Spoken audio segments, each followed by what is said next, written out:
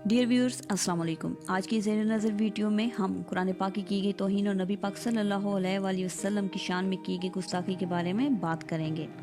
हम सब जानते हैं कि तमाम यहूद व नसारा इसी एजेंडे पर काम कर रहे हैं कि इस्लाम को दहशतगर्द मज़हब और मुसलमानों को दहशतगर्द साबित किया जाए, और इस एजेंडे को वो बड़े सिस्टमेटिक तरीके से लेकर चल रहे हैं, और ये इतने मुनज़्ज़म तरीके से हो रहा है कि हमारी अक्ल इनकी चालों का अहाता भी नहीं कर सकती। जैसा कि फ्रांस में नबी पाक सल्लल्लाहु अलैहि वसल्लम की तस्वीर का मुकाबला कराना और फ्रांस की गवर्नमेंट को उसे सपोर्ट करना, नॉर्वे में कुरान पाक की तौहीन, इसी तरह आए दिन किसी न किसी मुल्क में कुरान पाक की बेहुरमती और मुसलमानों का कत्लेआम, सब इसी खेल का हिस्सा है। इस्लामोफोबिया का कॉन्सेप्ट बड़े मुनज़्ज़म तरीके से लोगों के ज़हनों में न सिर्फ डाला बल्कि बिठाया जा रहा है।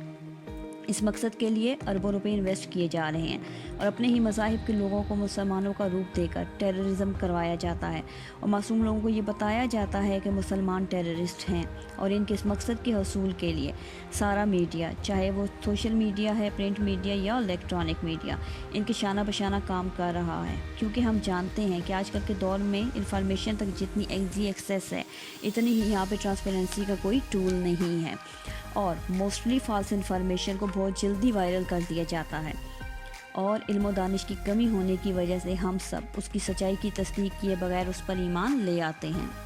यहाँ ये बात काबिल गौर है कि यूरोपियन मीडिया के अलावा मुस्लिम ममालिक के मीडिया भी किसी से कम नहीं। रेटिंग और पैसा कमाने की दौड़ में बगैर किसी तस्दीक के न्यूज़ को चला देना और फिर पैनिक क्रिएट करना इनका पसंदीदा मशगला है। चलें हम मान लेते हैं कि ये किसी हद तक एविडेंस पे डिपेंड करते हैं, तो what about social media like Facebook, Twitter, YouTube etcetera, जिनकी एक्सेस आजकल 5 साल के बच्चे के पास भी है। इस पर जो दिखाया जाता है कच्चे ज़हन उसे सच मान लेते हैं और दिलो दिमाग में नफ़रत का जहर पालने लगते हैं, और वो ये जहर फिर फायरिंग और मुसलमानों पर वायलेंस की शक्ल में ज़ाहिर होता है। 90% केसेस में इंडिविजुअल मुस्लिम्स पे जितनी दफ़ा भी अटैक किया गया, उसके बाद ये पता चला कि अटैकर के साथ कोई नफ्सियाती मसला था। मतलब हम सिर्फ मुसलमानों को तबाह करने के लिए अपने माशरे में अपने बच्चों को नफ्सियाती बीमारियों के साथ परवान चढ़ा रहे हैं। क्या ये लम्हा फिक्रिया नहीं? बाइसे हैरत बात तो ये है कि कुफार और यहूदी अपनी पूरी तंदही से अपने मकासद के लिए काम कर रहे हैं, और मुसलमान और मुस्लिम ममालिक सब कुछ जानते बूझते इसकी रोकथाम और सदेबाब के लिए कोई कोशिश नहीं कर रहे। हम इस्लामोफोबिया पे बातें तो बहुत करते हैं, लेकिन अमली तौर पर उसके लिए कोई इकदाम नहीं उठाते। अभी तक सारी कोशिशें इंडिविजुअल लेवल तक हैं, चाहे वो गाजी मुरीद हुसैन हो जिन्होंने गुस्ताखे रसूल सल्लल्लाहु अलैहि वसल्लम को जन्नम हासिल किया, और जिनके बारे में इलामा मोहम्मद इकबाल ने फरमाया लोहारा द मुंडा बाजी ले गया, या शहीद मुमताज़ कादरी हो जिसने गुस्ताखे रसूल सलमान तासीर को कत्ल किया, या उमर जिसने नॉर्वे में कुरान पाक की तौहीन को रोकने की कोशिश की।